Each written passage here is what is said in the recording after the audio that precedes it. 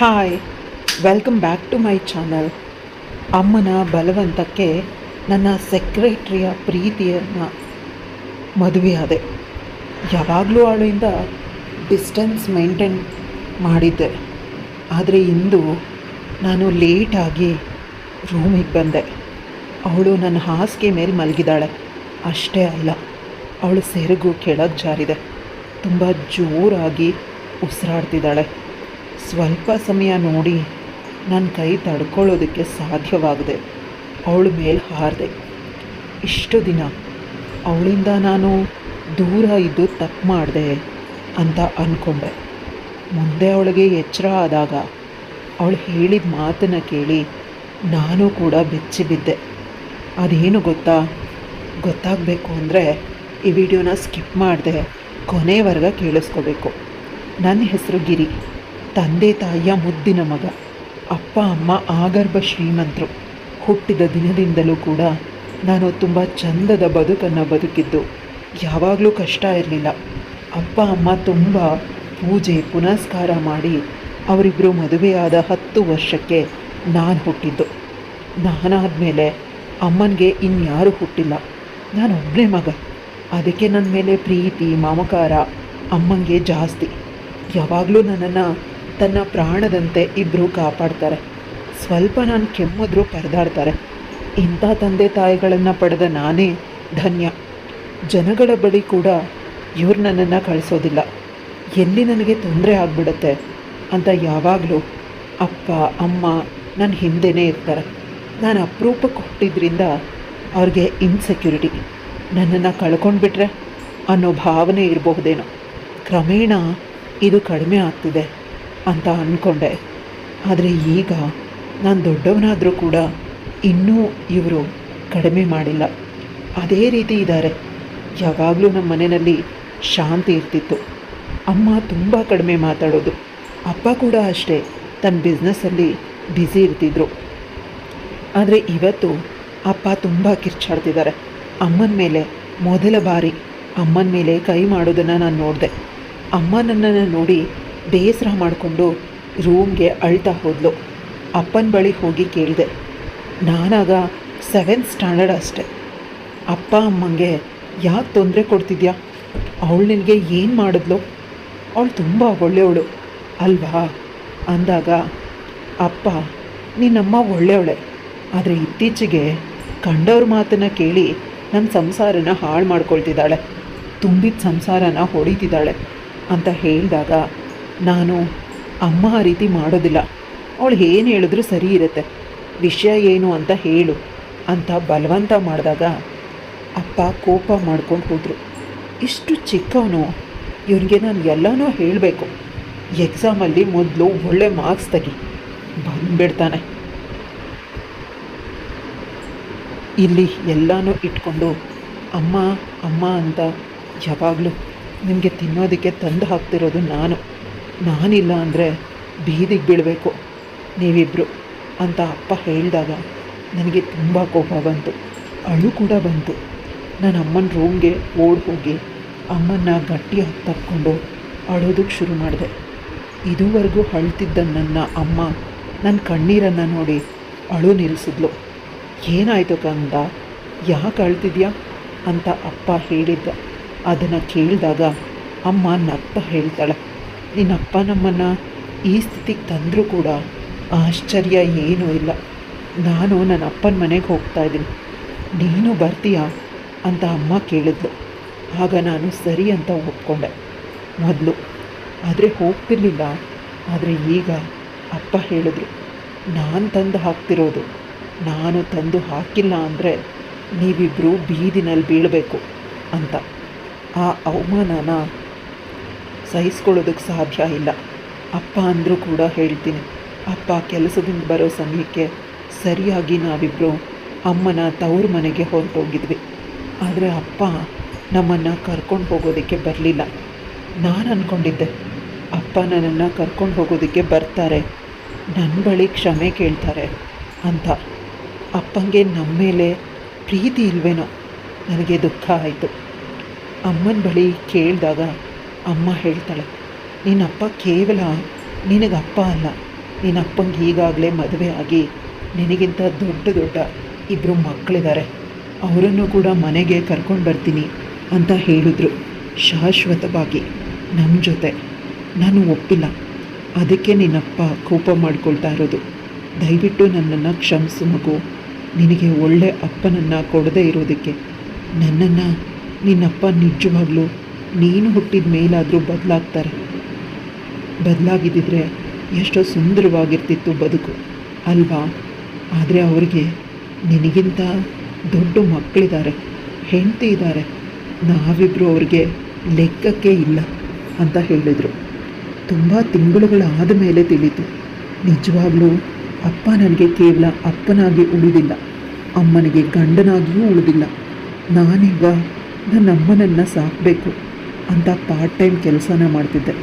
ಚಿಕ್ಕ ಮಕ್ಕಳು ಮಾಡಬಹುದು ಅಷ್ಟು ಮಾಡ್ತಿದ್ದೆ. ಅಜ್ಜಿ ತಾತ ಇಬ್ರಿಗೂ ವಯಸ್ಸಾಗಿತ್ತು. ಮಾವಂದರು ಸಪ್ರೇಟ್ ಇದ್ದರು. ಇವ್ರ ಸಂಪಾದನೆ ಕೂಡ ಕಡಿಮೆ ಇತ್ತು. ಅದಕ್ಕಾಗಿ ನಾನು ಹಗಲು ರಾತ್ರಿ ಚೆನ್ನಾಗಿ ಓದಿದೆ. ಅವರನ್ನೆಲ್ಲ ಸಾಕಬೇಕು, ಅವರ ಆರೋಗ್ಯದ ಜವಾಬ್ದಾರಿನ ನಾನು ವಹಿಸ್ಕೊಳ್ಬೇಕು ಅಂತ.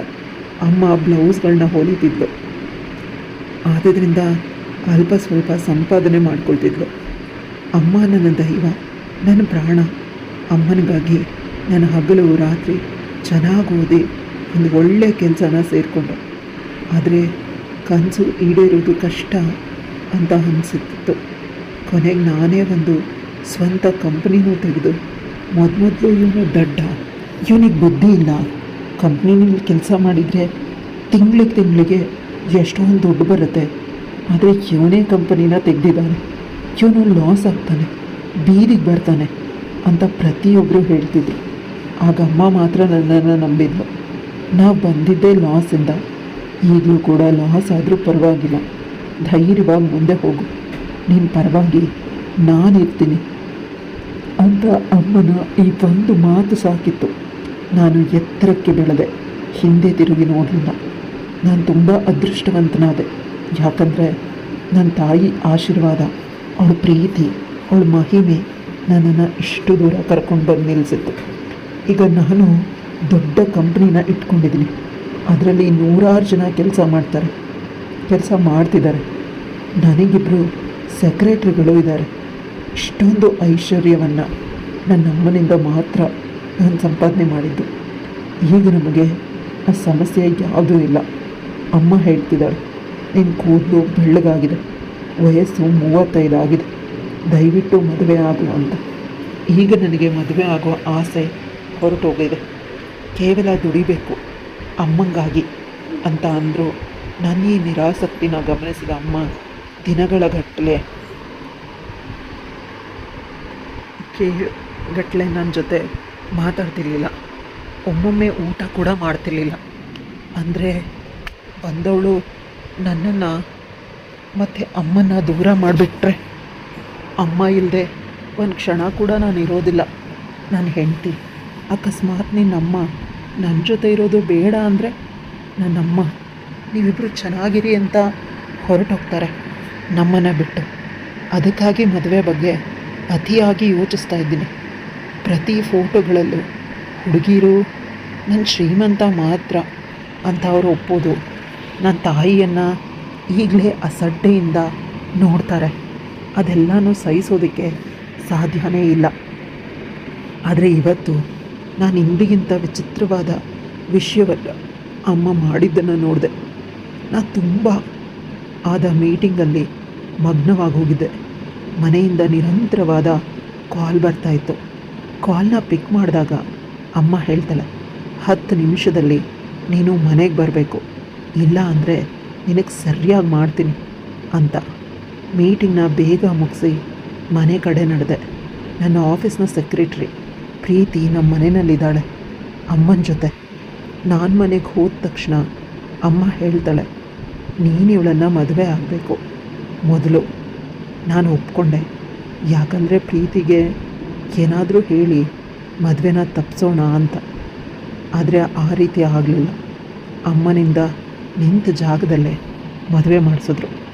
ನಾನು ಮದುವೆ ತಪ್ಪಿಸ್ತೀನಿ ಅಂತ ಪುರೋಹಿತರನ್ನು, ಪ್ರೀತಿ ಮನೆಯವರನ್ನು, ನನ್ನ ಹತ್ತಿರವಾದ ಸಂಬಂಧಿಕರು ಗೆಳೆಯರನ್ನು ಕರೆಸಿ ಮದುವೆನ ಮಾಡಿ ಮುಗಿಸಿದ್ರು. ಕಣ್ಣು ಮುಚ್ಚಿ ಕಣ್ಣು ತೆಗೆಯೋದ್ರೊಳಗಡೆ ಪ್ರೀತಿ ನನ್ನ ಹೆಂಡತಿಯಾಗಿದ್ಲು. ಅವಳು ನನ್ನ ಆಫೀಸಿನ ಕೆಲಸಕ್ಕೆ. ಆದರೆ ಯಾವಾಗ ನನ್ನ ಅಮ್ಮನ ಮನಸ್ಸನ್ನು ಗೆದ್ಬಿಟ್ಲು ತಿಳಿಲೇ ಇಲ್ಲ. ಪ್ರತಿಯೊಬ್ಬರು ಹೇಳ್ತಾರೆ ಅವಳು ತುಂಬ ಒಳ್ಳೆಯವಳು ಅಂತ. ಆದರೆ ನನಗೇನು ಅವಳ ಒಳ್ಳೆಯದನ್ನು ಅಷ್ಟೊಂದು ಕಂಡಿಲ್ಲ. ನನ್ನ ಆಸ್ತಿಗಾಗಿ ನನ್ನ ಅಮ್ಮನನ್ನು ಬುಟ್ಟಿಗೆ ಹಾಕ್ಕೊಂಡು ಸಡನ್ನಾಗಿ ಎಲ್ಲರೂ ಪರಸ್ಪರ ಒಬ್ರಿಗೊಬ್ರು ಸ್ವೀಟನ್ನು ಹಂಚ್ಕೊಳ್ತಿದ್ದಾರೆ. ಅಷ್ಟೇ ಅಲ್ಲ, ಮನೆಯಲ್ಲಿ ಹಬ್ಬದ ಅಡುಗೆನೂ ಮಾಡಿಸಿದ್ರು. ನಾನು ಮದುವೆ ಆಗಿದೆ ಅಂತ ನಾಟಕನ ಇನ್ನೂ ನೋಡೋದಕ್ಕೆ ಸಾಧ್ಯ ಆಗದೆ ನಾನು ರೂಮ್ಗೆ ಹೋದೆ. ನಂಗೆ ಅಲ್ಲೂ ಕೂಡ ತಡ್ಕೊಳ್ಳೋದಕ್ಕೆ ಸಾಧ್ಯವಾಗ್ತಾ ಇಲ್ಲ. ಅಮ್ಮನ ಜೊತೆ ಜಗಳ ಮಾಡೋದಕ್ಕೂ ಸಾಧ್ಯ ಇಲ್ಲ. ಹೊರಗಡೆ ನೆಂಟರಿದ್ದಾರೆ. ತುಂಬ ಕೋಪ ಬರ್ತಿದೆ ಪ್ರೀತಿ ಮೇಲೆ.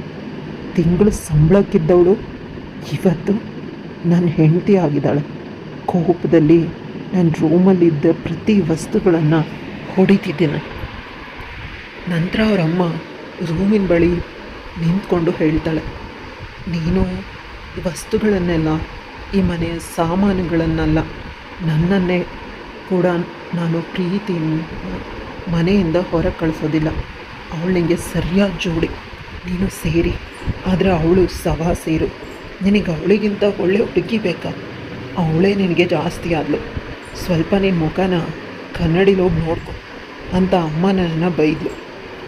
ನನಗೆ ತುಂಬ ದುಃಖ ಆಯಿತು. ನನಗೆ ನಾನು ಕಪ್ಪಗಿದ್ದೀನಿ ಅಂತ ಅಮ್ಮ ಯಾವಾಗಲೂ ನನಗೆ ತಾತ್ಸಾರ ಮಾಡ್ತಾಳೆ. ಆ ಮಕ್ಕಳು ಬೆಳ್ಳಗಿದ್ದ, ಈ ಮಕ್ಕಳು ಬೆಳ್ಳಗಿದ್ದಾರೆ ಅಂತ ಇಂದು ಕೂಡ ಅದೇ ರೀತಿ ಆಯಿತು. ಆ ರಾತ್ರಿ ಹಾಗೆ ಕಳೆದೋಯ್ತು. ನನಗೆ ತುಂಬ ಕೋಪ ಇದ್ದಿದ್ದಕ್ಕೆ ಪ್ರೀತಿ ರೂಮಿಗೆ ಬಂದಿಲ್ವೇನೋ. ಅವಳಿಗೂ ಕೂಡ ನನ್ನನ್ನು ಫೇಸ್ ಮಾಡೋದಕ್ಕೆ ಸ್ವಲ್ಪ ಕಷ್ಟ. ಹಾಗೆ ಮಲಗಿದೆ. ಬೆಳಗ್ಗೆ ಎಚ್ಚರ ಆದಾಗ 4 ಗಂಟೆ ಆಗಿತ್ತು. ಕೋಪದಿಂದ ನಾನು ಜಿಮ್ಗೆ ಹೊರಟೋದೆ. ನನ್ನ ಕೋಪ ಹಣ್ಣು ಹೊರಹಾಕುವ ಉದ್ದೇಶದಿಂದ ಆನಂತರ ಆಫೀಸಿಗೆ ಹೊರಟೋದೆ. ಆಫೀಸಲ್ಲಿ ಸ್ನಾನ ಮಾಡ್ಬೋದು. ನನ್ನ ಕೆಲವು ಬಟ್ಟೆಗಳಿಗೆ ಮನೆಗೆ ಅವಶ್ಯಕತೆ ಇರಲಿಲ್ಲ. ಅಮ್ಮನ ಜೊತೆ ಮಾತಾಡಿದ್ರೆ ಜಗಳ ಆಗುತ್ತೆ. ಪ್ರೀತಿನ ನೋಡಿದ್ರೆ ತಡ್ಕೊಳ್ಳೋದಕ್ಕೆ ಸಾಧ್ಯ ಇಲ್ಲ. ಅಷ್ಟು ಕೋಪ ಬರುತ್ತೆ ಅಂತ ಮನೆಗೆ ಹೋಗಿಲ್ಲ. ಅಮ್ಮ ನಿರಂತರವಾಗಿ ಫೋನ್ ಮಾಡ್ತಿದ್ಲು. ನಾನು ಫೋನ್ನ ಪಿಕ್ ಮಾಡಿಲ್ಲ. 1 ವಾರಗಟ್ಟಲೆ ಇದೇ ರೀತಿ ಆಯಿತು. ಆದರೆ ಇಂದು ಸಡನ್ನಾಗಿ ಪ್ರೀತಿ ನನಗೆ ಫೋನ್ ಮಾಡಿದಾಳೆ. ಫೋನ್ ಪಿಕ್ ಮಾಡೋ ಇಷ್ಟ ಇರಲಿಲ್ಲ. ನನ್ನ ಇನ್ನೊಂದು ಸೆಕ್ರೆಟ್ರಿಗೆ ಹೇಳಿದೆ, ಪ್ರೀತಿ ಫೋನ್ ಮಾಡ್ತಿದ್ದಾಳೆ, ಏನಂತ ಕೇಳು ಅಂತ. ಆಗ ಭಯದಿಂದ, ನಿಮ್ಮ ಅಮ್ಮಂಗೆ ಹುಷಾರಿಲ್ವಂತೆ, ಹಾಸ್ಪಿಟಲಲ್ಲಿ ಅಡ್ಮಿಂಟ್ ಆಗಿದ್ದಾರೆ. ಅವನ ಕೈಯಲ್ಲಿದ್ದ ಫೋನನ್ನು ಬಿಸಾಕಿ ಜೋರಾಗಿ ಕಿರಿಸ್ದ. ಅವನಿಗೆ ಅಮ್ಮಂಗೆ ಹುಷಾರಿಲ್ಲ ಅನ್ನೋ ಮಾತನ್ನು ಕೇಳಿಸ್ಕೊಳ್ಳೋದಕ್ಕೂ ಕೂಡ ಶಕ್ತಿ ಇಲ್ಲ. ತನ್ನ ತಾಯಿಗೆ ಈ ರೀತಿ ಆಗಿದೆ, ಅದು ನನ್ನಿಂದ ಅಂತ ಅವನಿಗೆ ಅನ್ನಿಸ್ತಾ ಇದೆ. ವಾರದಿಂದ ಮನೆಗೆ ಹೋಗಿಲ್ಲ. ನನ್ನ ಹೆಂಡತಿ ಎಂಥವಳು ಅಂತ ಗೊತ್ತಿಲ್ಲ. ಅವಳ ಜೊತೆ ಅಮ್ಮನ್ನ ನಾನು ಹೇಗೆ ಬಿಟ್ಟೆ? ಅವಳೇನಾದರೂ ದುಡ್ಡಿಗಾಗಿ ಅಮ್ಮಂಗೆ ತೊಂದರೆ ಮಾಡಿದರೆ? ಈ ರೀತಿ ಅವನಿಗೆ ಕೋಪ ಬಂತು. 5 ನಿಮಿಷದಲ್ಲಿ ಅವನು ಅವರ ಅಮ್ಮನ ಆಸ್ಪತ್ರೆಯ ಬಳಿ ಹೋದ. ಅವನ ಗೆಳೆಯ ಕಾರನ್ನು ಡ್ರೈವ್ ಮಾಡ್ದ. ಅವನು ತುಂಬ ಭಯದಲ್ಲಿ ನಡಗ್ತಾ ಇದ್ದ. ನಿನ್ನ ಮನೆಗೆ, ನಿನ್ನ ಅಮ್ಮಂಗೆ ಏನೂ ಆಗಿರೋದಿಲ್ಲ. ನಿನ್ನಂಥ ಪ್ರೀತಿ ಪಡಿತಾ ಇರೋ ಮಗ ಇರಬೇಕಾದ್ರೆ ನೀನು ಯಾಕೆ ಇಷ್ಟೊಂದು ಅಳ್ತಿದ್ಯಾ? ದೇವರನ್ನು ಪ್ರಾರ್ಥನೆ ಮಾಡು, ನಿನ್ನಮ್ಮ ಆರೋಗ್ಯವಾಗಿರ್ತಾರೆ ಅಂತ ಅವನ ಪ್ರೀತಿಯ ಗೆಳೆಯ ಹೇಳ್ದ. ಅವನು ಕೂಡ ತುಂಬ ಭಯದಿಂದ ನನಗೆ ಇಷ್ಟವಾದ, ತನಗೆ ನಂಬಿಕೆ ಇರೋ ದೇವರ ಬಳಿ ಹರಕೆ ಹೊತ್ಕೊಡೋದಕ್ಕೂ ಕೂಡ ಅವನಿಗೆ ಆಗ್ತಾ ಇಲ್ಲ. ಅಷ್ಟೊಂದು ನರ್ವಸ್ ಆಗಿಬಿಟ್ಟಿದ್ದಾನೆ. 5 ನಿಮಿಷದಲ್ಲಿ ಆಸ್ಪತ್ರೆ ಬಳಿ ಹೋದರು. ಅವರ ನಡುಕ ಹೆಚ್ಚಾಯಿತು. ಆಸ್ಪತ್ರೆಯ ಬಳಿ ಹೋದ ತಕ್ಷಣ ಅವನ ಗೆಳೆಯ ಅವನನ್ನು ಗಟ್ಟಿಯಾಗಿ ತಕ್ಕೊಂಡ. ಅವನಿಗೆ ಸಮಾಧಾನ ಮಾಡಿ ಆಸ್ಪತ್ರೆ ಒಳಗಡೆ ಕರ್ಕೊಂಡು ಹೋದ. ಅವರಮ್ಮ ಸ್ಪೆಷಲ್ ವಾರ್ಡಲ್ಲಿದ್ದರು. ಆಗ ಅವನಿಗೆ ಸ್ವಲ್ಪ ಸಮಾಧಾನ ಆಯಿತು. ICUನಲ್ಲಿ ಇದ್ದಾರೆ ಅಂತ ತುಂಬ ಭಯಪಟ್ಟಿದ್ದ. ಯಾಕಂದರೆ ತುಂಬ ಸೀರಿಯಸ್ ಏನೂ ಆಗಿಲ್ಲ ಅಮ್ಮಂಗೆ ಅಂತ ಹೋಗಿ ಅವರಮ್ಮನ ಗಟ್ಟಿಯಾಗಿ ತಪ್ಕೊಂಡ. ಅವರ ಆಸ್ಪತ್ರೆಯ ಬೆಡ್ ಮೇಲೆ ಮಲಗಿದ್ರು ಕೂಡ ಕೈಗೆ ಏನೂ ಹಾಕಿರಲಿಲ್ಲ. ಅಮ್ಮ, ನಿನಗೇನಾದರೂ ತೊಂದರೆ ಆಗಿದೆ, ಅಂತ ನಾನು ಬೆಚ್ಚಿ ಬಿದ್ದೆ. ನೀನು ಆರಾಮಾಗೇ ಇದೆಯಾ ತಾನೇ ಅಂತ ಅಳ್ತಾ ಹೇಳ್ದ. ಆಗ ಅವರಮ್ಮ, ನಾನು ಚೆನ್ನಾಗಿರೋದಕ್ಕೆ ನೀನು ಹೆಂಡ್ತಿನೇ ಕಾರಣ. ನನ್ನ ಸ್ವಲ್ಪ ಸಮಸ್ಯೆ ಶುರುವಾಯಿತು ಅನ್ನೋದು ತಿಳಿದು ಬಹಳ ಬೇಗ ಆಸ್ಪತ್ರೆಗೆ ಕರ್ಕೊಂಡು ಬಂದಳು. 2 ಗಂಟೆಗಳ ಕಾಲ ಐಸಿಯುನಲ್ಲಿ ಇದ್ದಿದ್ದು. ನಂತರ ನಿಮಗೇನೂ ಸಮಸ್ಯೆ ಇಲ್ಲ, ನೀವು ತೊಂದರೆಯಿಂದ ಹೊರಗಡೆ ಬಂದಿರ, ಕೇವಲ ಅಬ್ಸರ್ವೇಷನ್ಗೆ ಅಂತ ಸ್ಪೆಷಲ್ ವಾರ್ಡಲ್ಲಿ ಇಟ್ಟಿದ್ದಾರೆ. ನನಗೆ ಸ್ಟ್ರೆಸ್ ಜಾಸ್ತಿ ಆದಾಗ BP ಜಾಸ್ತಿ ಆಗುತ್ತೆ. ಡಾಕ್ಟರ್ ಕೂಡ ಅದೇ ರೀತಿ ಹೇಳಿದರು. ನಿಮ್ಮ ಹೆಂಡತಿ ಬಂದು ಬೇಗ ಆಸ್ಪತ್ರೆಗೆ ನಿಮ್ಮ ಅಮ್ಮನ್ನ ಸೇರಿಸಿಲ್ಲ ಅಂತಂದಿದ್ರೆ ಈಗ ಅವರು ಸಾವು ಬದುಕಿನ ನಡುವೆ ಹೋರಾಟ ಮಾಡ್ತಿದ್ರು. ICUನಲ್ಲಿ ನಿಮ್ಮ ಹೆಂಡತಿಗೆ ನೀವು ಯಾವಾಗಲೂ ಥ್ಯಾಂಕ್ಫುಲ್ ಆಗಿರಬೇಕು. ನೀವು ಯಾವುದೇ ಕಾರಣಕ್ಕೂ ಚಿಂತೆ ಮಾಡಬಾರ್ದು. ನಿಮ್ಮ ಸ್ಟ್ರಾಂಗ್ ಇಲ್ಲ, ನಿಮ್ಮ ಹೆಂಡತಿ ಅವರಷ್ಟು ಸ್ಟ್ರಾಂಗ್ ಇರೋರನ್ನು ನಾನು ನೋಡೇ ಇಲ್ಲ. ಇದರಿಂದ ಎಲ್ಲರೂ ಖುಷಿಯಾದರು. ಗಿರಿಗೆ ಮಾತ್ರ ಖುಷಿ ಇಲ್ಲ. ಪುನಃ ಅವರ ಅಮ್ಮನ್ನ ತಪ್ಪಿಕೊಂಡು ಇನ್ಯಾವತ್ತೂ ಕೂಡ ನಾನು ನಿಮ್ಮನ್ನು ಬಿಟ್ಟು ಹೋಗೋದಿಲ್ಲ, ನಿನ್ನ ಜೊತೆಯಲ್ಲಿನೇ ಇರ್ತೀನಿ ಅಂತ ಅವ್ರ ಅಮ್ಮನಿಗೆ ಮುತ್ತು ಕೊಟ್ಟ. ಅವರಮ್ಮ ಸಂಪೂರ್ಣವಾಗಿ ನಕ್ಬಿಟ್ಲು. ಅವನನ್ನು ತನ್ನ ಬಳಿ ಕರ್ಕೊಂಡಿದ್ದೀನಿ. ಇನ್ನೂ ಸ್ವಲ್ಪ ದಿನದಲ್ಲೇ ನನ್ನ ಸೊಸೆ ಬಳಿ ಕಳಿಸ್ಬೇಕು ಅಂತ ಮನಸ್ಸಲ್ಲೇ ಅಂದ್ಕೊಂಡು ಅತ್ತೆ ಮತ್ತು ಸೊಸೆ ಇಬ್ಬರು ನಕ್ಕರು. ಅದು ಗಿರಿಗೆ ಅರ್ಥ ಆಗಲಿಲ್ಲ. ಅಂದು ಸಂಜೆ ಅಮ್ಮನನ್ನು ಡಿಸ್ಚಾರ್ಜ್ ಮಾಡಿಕೊಂಡು ಅವನು ಮನೆಗೆ ಕರ್ಕೊಂಡು ಹೋದ. ಪ್ರೀತಿ ಕೂಡ ಅದೇ ಕಾರಲ್ಲಿದ್ಲು. ಆದರೆ ಅವನು ಅವಳನ್ನು ಇಗ್ನೋರ್ ಮಾಡ್ದ. ಅದು ತಿಳಿದ್ರೂ ಕೂಡ ಅವರಮ್ಮ ಸುಮ್ಮನೆ ಇದ್ದು, ಸಮಯ ಬರುತ್ತೆ, ಸ್ವಲ್ಪ ತಾಳ್ಮೆ ವಹಿಸಬೇಕು ಅಂತ ಸೊಸೆಗೆ ಕಣ್ಣಲ್ಲೇ ಸಮಾಧಾನ ಮಾಡಿದ್ಲು. ಮನೆಗೆ ಹೋದ್ಮೇಲೆ ಪ್ರೀತಿ ತುಂಬ ಕೇರಿಂದ ಅವರಮ್ಮನ್ನ ನೋಡ್ಕೊಳ್ತಾ ಅವಳ ಮಾತ್ರೆಗಳು, ಅವಳ ದಿನಚರಿಯೆ ಪ್ರತಿಯೊಂದು ಕೂಡ ಈಗ ಬದಲಾಗಿತ್ತು. ಆಗ ಇವನಿಗೆ ಪ್ರೀತಿ ಮೇಲೆ ಅನುಮಾನ ಬಂತು. ನಂತರ ಅವಳು ಕೊಡ್ತಾ ಇದ್ದ ಮಾತ್ರೆಗಳನ್ನು ಗಮನಿಸ್ದ. ಅವಳು ಹೋದ್ಮೇಲೆ ಅದನ್ನೆಲ್ಲ ಸರಿಯಾಗಿ ಚೆಕ್ ಮಾಡಿದಾಗ ಡಾಕ್ಟರ್ ಹೇಳಿದ ಪ್ರಿಸ್ಕ್ರಿಪ್ಷನ್ ಏನೂ ಕೊಡ್ತಾ ಇರೋದು 2 ಸರಿಯಾಗಿದೆ. ಮಾತ್ರೆ ವಿಷಯದಲ್ಲಿ ಇವಳು ಮೋಸ ಮಾಡಿಲ್ಲ, ಊಟದ ವಿಷಯದಲ್ಲಿ ನೋಡಬೇಕು ಅಂತ ಗಮನಿಸ್ದ. ಇಲ್ಲ, ಊಟದಲ್ಲೂ ಕೂಡ ಅವಳು ಡಯಟ್ ಫುಡ್ ಕೊಡ್ತಾ ಇರೋದು. ಯಾವುದೇ ಕಾರಣಕ್ಕೂ ಆಯಿಲ್, ಸಾಲ್ಟೆಡ್, ಕಾರ್ಬೋಹೈಡ್ರೇಟ್ಸ್ ಇವನ್ನು ಜಾಸ್ತಿ ಕೊಡ್ತಾ ಇಲ್ಲ. ಸಡನ್ನಾಗಿ ಅವನಿಗೆ ಒಂದು ಐಡಿಯಾ ಹೊಳಿತು. ಅಮ್ಮನಿಗೆ ಯಾಕೆ ತೊಂದರೆ ಮಾಡ್ತಾಳೆ? ಇಲ್ಲಿ ಅವಳು ಸಹಾಯಕ್ಕಿರೋದು ಕೇವಲ ನನ್ನ ತಾಯಿ ಮಾತ್ರ. ನನ್ನ ತಾಯಿ ಚೆನ್ನಾಗಿದ್ದಷ್ಟು ಅವಳಿಗೆ ಒಳ್ಳೆಯದೇ ಲಾಭ ಅಲ್ಲ ಪ್ರೀತಿ. ರಾತ್ರಿ ಪೂರ್ತಿ ಅವರ ಅಮ್ಮನ ಬಳಿ ಮಲಗಿದ್ಲು. ಮಧ್ಯೆ ಇವನು ಬಂದು ನೋಡ್ತಿದ್ದ. ಒಂದು ಸಲ ಬಂದಾಗ ಗಿರಿ ಅಮ್ಮನಿಗೆ ಕಾಲನ್ನು ಒತ್ತುತ್ತಾ ಇದ್ಲು. ಇನ್ನೊಂದು ಸಲ ಬಂದಾಗ ಅವರಮ್ಮ ವಾಂತಿ ಮಾಡಿಕೊಂಡ್ರು. ಇವಳದನ್ನು ತನ್ನ ಬರೀ ಕೈಯಲ್ಲಿ ಹಿಡ್ಕೊಂಡು ಕ್ಲೀನ್ ಮಾಡ್ತಿದ್ಲು. ಇನ್ನೊಂದು ಸಲ ಬಂದಾಗ ಅವರ ಅಮ್ಮನನ್ನು ಪ್ರೀತಿ ತನ್ನ ತೊಡೆ ಮೇಲೆ ಮಗುವಂತೆ ಮಲಗಿಸ್ಕೊಂಡು ನಿದ್ದೆ ಬರಲಿ ಅಂತ ಲಾಳಿ ಹಾಡಾಡ್ತಿದ್ಲು. ಇದನ್ನು ನೋಡಿದಾಗ ಅವನು ಬೆಚ್ಚಿ ಬಿದ್ದಿದ್ದ. ಎಷ್ಟು ಪ್ರೀತಿಯಿಂದ ಯಾರಾದರೂ ನಾಟಕ ಮಾಡಿ ನೋಡ್ಕೊಳ್ಳೋದಕ್ಕೆ ಸಾಧ್ಯನಾ? ಕೇವಲ ನನ್ನನ್ನು ಮದುವೆ ಆಗಿದ್ದಾಳೆ ಅನ್ನೋ ಮಾತ್ರಕ್ಕೆ ನಾನು ಅವಳನ್ನು ಕೆಟ್ಟದಾಗಿ ನೋಡಬಾರ್ದು ಅಂತ ಅಂದ್ಕೊಂಡ. ಅವಳವ್ರ ಅಮ್ಮಂಗೆ ಲಾಲಿ ಆಡ್ತಿರ್ಬೇಕಾದಾಗ ತುಂಬ ಚಿಂತೆಗಳನ್ನು ಹೊತ್ತಿದ್ದ ಗಿರಿಗೂ ಕೂಡ ಅವನ ಅಮ್ಮ ಲಾಲಿ ಆಡಬೇಕು ಅಂತ ಅನ್ನಿಸ್ತು. ಅದೇ ಗುಂಗಿನಲ್ಲಿ ಮಲಗಿದ. ಬೆಳಗಾದಾಗ ಅವರ ಮನೆಯಲ್ಲಿ ಒಂದು ರೀತಿ ಕರ್ಕಶವಾದ ಧ್ವನಿಗಳು ತುಂಬ ಜೋರಾಗಿ ಕೇಳಿಸ್ತಾ ಇದೆ. ಇವನಿಗೆ ಕಿವಿ ಒಡೆದು ಹೋಗುವಷ್ಟು. ಸಮಯ ನೋಡಿದಾಗ 10 ಗಂಟೆ ಆಗಿದೆ. ಅಯ್ಯೋ ಅಂತ ಮೇಲೇಳೋದಕ್ಕೆ ಹೋದಾಗ ಅವನ ಎದುರಿಗೆ ಅವನ ಹೆಂಡತಿ ಕಾಣಿಸಿದ್ಲು.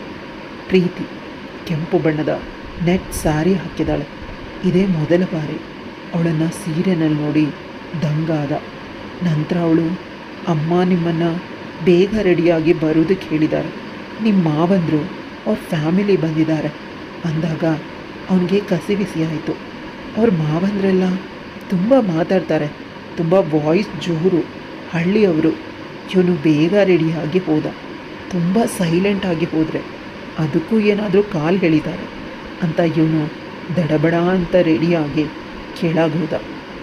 ಆಗಲ್ಲಿ ಒಬ್ಬ ಮಾವ, ಓಹೋ ಈಗ ಬೆಳಕಾಯ್ತಾ ಅಂತ ಕೇಳಿದ್ರೆ, ಇನ್ನೊಬ್ಬ ಮಾವ, ಪಾಪ ರಾತ್ರಿಯೆಲ್ಲ ಮಗು ನಿದ್ರೆ ಮಾಡೋದಿಲ್ಲ, ಹೊಸ್ದಾಗಿ ಮದುವೆ ಆಗಿದ್ದಾನೆ, ನಿನಗದೆಲ್ಲ ಗೊತ್ತಿಲ್ವಾ ಅಂತ ಕೇಳ್ದ. ಇದನ್ನು ಕೇಳಿದ ಗಿರಿ ಒಂದು ರೀತಿ ಬೇಸರ ಆಯಿತು. ಅವನ ಮುಖ ಬೆಚ್ಚಗಿಟ್ಟುಕೊಂಡ. ಅಷ್ಟರಲ್ಲಿ ಅವ್ರ ಮಾವನ ಮಕ್ಕಳು ಬಂದು ಅಣ್ಣ ಅಂತ ತಪ್ಕೊಂಡ್ರು. ಗಿರಿ ಅಮ್ಮ ಖುಷಿಯಾಗಿದ್ದಾಳೆ. ತುಂಬ ವರ್ಷಗಳ ಮೇಲೆ ತನ್ನ ತವರು ಬಂದಿದ್ರು. ಮಾವಂದರು ತೋಟದಲ್ಲಿ ಕೆಲಸ ಮಾಡೋದ್ರಿಂದ ಒಂದು ದಿನ ಕೂಡ ಅವರು ಕೆಲಸ ಬಿಟ್ಟು ಬರೋದಿಲ್ಲ. ಇವತ್ತು ಅಮ್ಮಂಗೆ ಹುಷಾರಿಲ್ಲ ಅಂತ ಸವ್ಯ ಮಾಡ್ಕೊಂಡು ಬಂದಿದ್ದಾರೆ. ಅಮ್ಮನ ಮುಖದಲ್ಲಿ ಈ ಸಂತೋಷ ನೋಡಿ ತುಂಬ ದಿನಗಳಾಗಿತ್ತು. ಅವಳನ್ನು ಖುಷಿಯಾಗಿ ಇಟ್ಕೋಬೇಕು, ಅವಳು ತನ್ನ ಬದುಕನ್ನೇ ತ್ಯಾಗ ಮಾಡಿ ನನಗಾಗಿ ಬದುಕಿದ್ಲು. ಆ ಮಾತು ಗಿರಿಗೆ ಈಗ ನೆನಪಾಯಿತು. ಅಪ್ಪ ವಯಸ್ಸಿಗಿದ್ದಾಗ ಬಿಟ್ಟು ಹೊರಟೋದ. ಆದರೆ ಅಮ್ಮ ನನ್ನನ್ನು ಬಿಡಲಿಲ್ಲ, ಸಾಕಿದ್ಲು. ಪ್ರೀತಿಗೂ ಕೂಡ ನಾನು ನೋವು ಮಾಡಬಾರ್ದು. ಅವಳಿಗೆ ನೋವು ಮಾಡಿದ್ರೆ ಅಮ್ಮಂಗೆ ನೋವಾಗುತ್ತೆ, ಸೈಲೆಂಟಾಗಿ ಇದ್ಬಿಡ್ತೀನಿ ತಟಸ್ಥವಾಗಿ ಅಂತ ಯೋಚಿಸ್ತಿದ್ದ. ಅಷ್ಟರಲ್ಲಿ ಪ್ರೀತಿ ಬಂದು ಅವನಿಗೆ ಮಸಾಲೆ ದೋಸೆ ಕೊಟ್ಟಳು. ಅವನಿಗೇನೂ ಮಾತಾಡದೆ ತಿನ್ನೋದಕ್ಕೆ ಶುರು ಮಾಡ್ದ. ಜೀವನದಲ್ಲಿ ಇಷ್ಟು ರುಚಿಯಾಗಿರೋ ದೋಸೆನ ಅವನು ತಿಂದೇ ಇರಲಿಲ್ಲ. ಆಗ ಇವ್ರ ಮಾವ ಹೇಳ್ತಾನೆ, ನಿನ್ನ ಹೆಂಡತಿ ನೋಡು ಎಷ್ಟು ಚೆನ್ನಾಗಿ ದೋಸೆ ಮಾಡ್ತಾಳೆ. ನಿಮ್ಮ ಅತ್ತೆ ಅಂದರು ಮದುವೆಯಾಗಿ ಇಷ್ಟು ವರ್ಷ ಆದರೂ ಇಷ್ಟೊಂದು ಚೆನ್ನಾಗಿ ದೋಸೆ ಮಾಡೋದೇ ಇಲ್ಲ. ಅಷ್ಟೇ ಅಲ್ವಾ, ನಾವು ಬಂದು ಸಮಯದಿಂದ ನೋಡ್ತಾನೇ ಇದ್ದೀವಿ. ನಿಮ್ಮಮ್ಮನ್ನ ಈ ಮನೇನ ತುಂಬ ಚೆನ್ನಾಗಿ ನೋಡ್ಕೊಳ್ತಿದ್ದಾಳೆ. ನಿನ್ನನ್ನು ತುಂಬ ಹೊಗಳುತ್ತಿದ್ಲು. ನೀನು ಅಷ್ಟೊಂದು ಒಳ್ಳೆ ಗಂಡ ಆಗಿಬಿಟ್ಟ, ಇಷ್ಟು ಬೇಗ ನಮ್ಮ ರಕ್ತ ನಿನ್ನಲ್ಲಿ ಇಲ್ವಾ ಅಂತ ಅವನ ಇಬ್ಬರು ಮಾವಂದರು ಜೋರಾಗಿ ನಕ್ಕಿದ್ರು. ಇವನಿಗೆ ನಂಬೋದಕ್ಕೆ ಸಾಧ್ಯ ಆಗ್ತಾಯಿಲ್ಲ. ನನ್ನ ಮನೆ, ನಾನು ಇಲ್ಲದೇ ಇದ್ದರೂ ಇವಳು ತುಂಬ ಚೆನ್ನಾಗಿ ನೋಡ್ಕೊಳ್ತಾಳೆ. ಈಗಲೇ ಇವಳ ಬಗ್ಗೆ ನೆಗೆಟಿವ್ ಆಗಿ ನಾನು ತೀರ್ಮಾನ ಮಾಡೋದು ಬೇಡ ಅಂತ ದೋಸೆನ ತುಂಬ ಇಷ್ಟಪಟ್ಟು ತಿಂದ. ಅವರ ಅಮ್ಮ ಅಂದ್ಕೊಂಡ್ಳು, ಇವನಲ್ಲಿ ಬದಲಾವಣೆ ಆಗ್ತಿದೆ, ಪ್ರೀತಿ ಕಡೆ ಮನಸ್ಸು ಎಳೀತಿದೆ ಅಂತ. ಅದಕ್ಕೆ ಅವರೆಲ್ಲ ಅಲ್ಲಿಂದ ಎದ್ದು ಹೋದರು. ಅವಳು ಕಾಫಿನ ತಂದು ಕೊಟ್ಟಾಗ ಏನೋ ಥ್ಯಾಂಕ್ಸ್ ಹೇಳ್ದ. ಯಾಕೆ ಅಂತ ಅವಳು ಕೇಳಿದ್ಲು. ನನ್ನ ಅಮ್ಮನ್ನ ಅಷ್ಟೊಂದು ಚೆನ್ನಾಗಿ ನೋಡ್ಕೊಂಡಿದ್ದಕ್ಕೆ, ಅದ್ರ ಜೊತೆಗೆ ಈ ಮಸಾಲೆ ದೋಸೆಗೆ ಅಂತ ನಕ್ಕ. ಆಗ ಅವಳು, ನಿಮ್ಮಮ್ಮ ನನಗೂ ಕೂಡ ಅಮ್ಮನೇ, ಅವ್ರಿಗೆ ನೋವಾದರೆ ನನಗೂ ನೋವಾಗತ್ತೆ. ಅವ್ರು ಸೇವೆ ಮಾಡೋದು, ನಿಮ್ಮ ಮನೆಯ ಸೇವೆ ಮಾಡೋದು, ನೀವು ಇಷ್ಟಪಟ್ಟರೆ ನಿಮ್ಮ ಸೇವೆ ಮಾಡೋದು ಕೂಡ ನನಗಿಷ್ಟ ಅಂತ ಹೇಳಿ ಅವಳು ಹೊರಗಡೆ ಹೋದಳು. ಆ ಮಾತು ಕೇಳಿ ಅವನಿಗೆ ಖುಷಿ ಆಯಿತು. ನಾನು ಎಷ್ಟು ಅದೃಷ್ಟ ಮಾಡಿದ್ದೀನಿ, ಇಷ್ಟು ಚಂದದ ಹೆಂಡತಿ ಸಿಕ್ಕಿದ್ದಾಳೆ. ಆದರೂ ಕೂಡ ಈಗಲೇ ತೀರ್ಮಾನಕ್ಕೆ ಬರಬಾರ್ದು ಅಂತ ಅವನ ಅಮ್ಮಂಗೆ ಮತ್ತು ಮಾವಂದ್ರಿಗೆ ಬಾಯಿ ಹೇಳಿ ಕೆಲಸಕ್ಕೆ ಹೋದ. ಸಂಜೆ 8 ಆಗಿತ್ತು. ಅಷ್ಟರಲ್ಲಿ ಅವ್ರ ಮಾವಂದರು ಫೋನ್ ಮಾಡಿ, ನಾವು ಊರಿಗೆ ಹೋಗ್ತಾ ಇದ್ದೀವಿ, ನಿನ್ನ ಹೆಂಡತಿ ಮತ್ತು ಅಮ್ಮನನ್ನು ತುಂಬ ಚೆನ್ನಾಗಿ ನೋಡ್ಕೊ, ನೀನು ಅದೃಷ್ಟ ಮಾಡಿದ್ಯಾ, ತುಂಬ ಒಳ್ಳೆ ಹುಡುಗಿ ಸಿಕ್ಕಿದ್ದಾಳೆ, ಅವಳಿಗೆ ನೋವು ಮಾಡಬೇಡ ಅಂತ ಅವ್ರ ಮಾವಂದರು ಹೇಳಿದಾಗ ಇವನಿಗೆ ಶಾಕ್ ಆಯಿತು. ಮೊಸರಲ್ಲಿ ಕಲ್ಲು ಹುಡುಕೋ ನನ್ನ ಮಾವಂದರು ನನ್ನ ಹೆಂಡತಿನ ಒಪ್ಕೊಂಡಿದ್ದಾರೆ ಅಂದರೆ ಅವಳಲ್ಲಿ ಏನೋ ಒಂದು ಸ್ಪೆಷಲ್ ಇರುತ್ತೆ. ನಾನೇ ಇಗ್ನೋರ್ ಮಾಡಿ ಅದನ್ನು ನೋಡ್ತಾ ಇಲ್ವೇನೋ. ಇನ್ನೂ ಕೆಲಸ ಮಾಡೋದಕ್ಕೆ ಮನಸ್ಸಾಗದೆ ಮನೆ ಕಡೆ ನಡೆದೆ. ಅವರಮ್ಮ ಹಾಲಲ್ಲಿ ಕೂತಿದ್ಲು, ಟಿ ವಿನ ನೋಡ್ತಾ. ಇನ್ನೊಬ್ಬಳು ಕೆಲಸದವಳು ಕೂಡ ಅವರ ಪಕ್ಕ ಕೂತಿದ್ಲು. ಅಮ್ಮ ಹೇಗಿದೆಯಾ ಅಂತ ಗಿರಿ ಕೇಳಿದಾಗ, ನಾನು ಆರಾಮಾಗಿದ್ದೀನಿ, ನಿನ್ನ ಹೆಂಡತಿಯಿಂದ ಬೇಗ ಹುಷಾರಾದೆ ಅಂದ ತಕ್ಷಣ ಅವನು ತನ್ನ ಕಣ್ಣುಗಳಿಂದ ಪ್ರೀತಿಯನ್ನು ಹುಡುಕೋದಕ್ಕೆ ಶುರು ಮಾಡ್ದ. ಅದನ್ನು ಅರಿತ ಅವನಮ್ಮ, ಅವಳು ತುಂಬ ಸುಸ್ತಾಗಿದ್ಲು. ನೆಂಟರಿಗೆ ಅವಳ ಕೈಯಲ್ಲಿ ಅಡುಗೆ ಮಾಡಿದ್ದು 3 ಹೊತ್ತು ಕಾಫಿ, ಸ್ನ್ಯಾಕ್ಸ್ ಎಲ್ಲನೂ ಕೊಟ್ಟಳು. ಪಾಪ, ಅದಕ್ಕೆ ನಾನು ರೆಸ್ಟ್ ಮಾಡು ಅಂತ ಕಳಿಸ್ದೆ. ಅವಳಿಗೆ ಭಯ, ಬೇಡ ಅಂತ ನಿನ್ನ ರೂಮಲ್ಲಿ ಮಲಗಿರ್ತಾಳೆ, ಒಂದು ಪಕ್ಷ ಅವಳು ಹಾಸಿಗೆ ಮೇಲೆ ಮಲಗಿದ್ರೆ ನೀನು ಅಲ್ಲೇ ಇರೋ ಸೋಫಾದಲ್ಲಿ ರೆಸ್ಟ್ ಮಾಡು, ಗೆಸ್ಟ್ ರೂಮಿಗೆ ಬರಬೇಡ ಅಂತ ಅವರಮ್ಮ ಕಣ್ಣಲ್ಲಿ ವಾರ್ನ್ ಮಾಡಿದ್ಲು. ಇವನಿಗೆ ಮನಸ್ಸಲ್ಲಿ ಖುಷಿ ಆಯಿತು. ಇವನಿಗೂ ಕೂಡ ಬೇಕಾಗಿದ್ದಿದ್ದು ಅದೇ. ಅವಳ ಮೇಲೆ ದಿನದಿಂದ ದಿನಕ್ಕೆ ಸಾಫ್ಟ್ ಕಾರ್ನರ್ ಬೆಳೀತಾ ಇದೆ. ಇವನು ರೂಮಿಗೆ ಹೋದಾಗ ಅವಳ ಹಾಸಿಗೆ ಮೇಲೆ ಮಲಗಿದಾಳೆ ರಿಲ್ಯಾಕ್ಸ್ ಆಗಿ. ಅವಳು ಕೆಂಪು ಬಣ್ಣದ ರೆಡ್ ಕಲರ್ ಸ್ಯಾರಿ ಹಾಕಿದ್ಲು. ಅವಳ ಮುಖ ಕೂಡ ಕೆಂಪಗೆ ಇತ್ತು. ಸ್ಯಾರಿ ಮತ್ತು ಮುಖ ಎರಡೂ ಮ್ಯಾಚ್ ಆಗ್ತಿತ್ತು. ಅವಳ ಸೀರೆ ಮೈ ಮೇಲಿಲ್ಲ, ಪಿನ್ನು ಬಿಚ್ಚಿ ಹೋಗಿದೆ. ಜೋರಾಗಿ ಉಸಿರಾಡ್ತಿದ್ದಾಳೆ. ಅದನ್ನು ನೋಡಿ ಕಣ್ ತುಂಬಿಕೊಂಡೆ. ಅಷ್ಟೇ ಅಲ್ಲ, ಅವಳು ಸಂಪೂರ್ಣವಾಗಿ ಬೆರ್ತೋಗಿದ್ದಾಳೆ. ಅವಳ ಮುಖ ಸಂಪೂರ್ಣವಾಗಿ ತೇವದಲ್ಲಿದೆ. ಕೆಂಪಾದ ತುಟಿ ನನ್ನ ಬರುವಿಕೆಗಾಗಿ ಕಾಯ್ತಾ ಇದೆ. ತುಂಬ ಅಗಲವಾದ ಕಿವಿಗಳು, ಕಿವಿಗೆ ಮ್ಯಾಚಿಂಗ್ ಇಯರಿಂಗ್ ಹಾಕಿದ್ದಾಳೆ. ಅವಳ ಹಣೆಯಲ್ಲಿನ ಬೊಟ್ಟು ಕೆಳಗೆ ಬಿದ್ದಿದೆ. ಅದರಿಂದ ಅವಳು ಇನ್ನೂ ಸುಂದರವಾಗಿ ಕಾಣಿಸ್ತಿದ್ದಾಳೆ. ಸೀರೆ ಉಡೋ ಅಭ್ಯಾಸ ಸರಿಯಾಗಿಲ್ವೇನೋ, ಸಂಪೂರ್ಣವಾಗಿ ಸೀರೆ ಕೆಳಗೆ ಬಂದಿದೆ. ಮೇಲಿಂದ ಕೆಳಗಿನವರೆಗೆ ಅವಳನ್ನು ನೋಡ್ತಾ ಇವನು ಎದೆ ಬಡಿತ ಜೋರಾಗ್ತಿದೆ. ಇವನ ಮೈ ಮೇಲಿನ ಕೂದಲುಗಳ ಮೇಲೆ ಹೇಳ್ತಿವೆ. ಇವನಲ್ಲಿ ಮೊದಲ ಬಾರಿಗೆ ಒಂದು ಹುಡುಗಿನ ನೋಡಿ ಇಷ್ಟೊಂದು ಉದ್ವೇಗದಲ್ಲಿ ಪರದಾಡ್ತಿದ್ದಾನೆ. ಅವನಿಗೇನು ಮಾಡಬೇಕು ಅಂತಲೇ ತಿಳಿತಿಲ್ಲ. ಅವಳ ಮೇಲೆ ತನಗೆ ಬರ್ತಾ ಇರೋ ಆಸೆ ಕೇವಲ ಕಾಮನ ಅಥವಾ ಪ್ರೇಮನ ಅಂತಲೂ ತಿಳಿತಿಲ್ಲ. ಕಾಮ ಆದರೆ ಬೇಡ, ಪ್ರೇಮ ಆದರೆ ಹೋಗ್ಬೋದು ಅಂತ ಮನಸ್ಸು ಹೇಳ್ತಿದೆ. ಆದರೆ ನಿಜವಾಗ್ಲೂ ಅವಳನ್ನು ಪ್ರೀತಿಸೋಣ ಅಂತ ಇವನ ಮನಸ್ಸು ಕೂಗಿ ಕೂಗಿ ಹೇಳ್ತಿದೆ. ಅರೆ ಕ್ಷಣ ಅವನು ಯೋಚಿಸಲಿಲ್ಲ. ಅವಳ ಬಳಿ ಹೋದ, ಅವಳ ಮೇಲೆ ಹಾರ್ದ.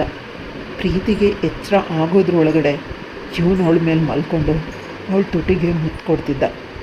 ಅವಳು ಕಣ್ಣು ತೆರೆದು ನೋಡಿ ಆಶ್ಚರ್ಯದಿಂದ ಭಯ ಮತ್ತು ನಾಚಿಕೆಯ ರೀತಿ ಕಣ್ಣನ್ನು ಮಾಡಿಕೊಂಡ್ಳು.